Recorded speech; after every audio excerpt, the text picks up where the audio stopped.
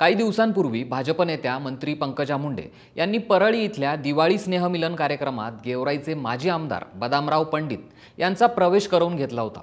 याच कार्यक्रमात स्थानिक स्वराज संस्था निवडणुकीत विधानसभा मतदारसंघनिहाय जबाबदारीचं वाटप पंकजा यांनी केलं होतं। यावेळी त्यांनी केज आणि आष्टी या दोन मतदारसंघात आपण स्वतः तर माजलगाव आणि गेवराई या मतदारसंघात प्रीतम मुंडे या लक्ष घालणार असल्याचं स्पष्ट सांगितलं होतं।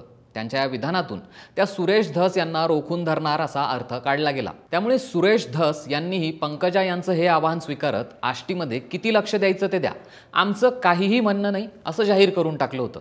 पण पंकजा यांच्या या विधानाचा परिणाम झाला तो त्यांचेच समर्थक असणाऱ्या माजी आमदार भीमराव धोंडे यांच्यावर।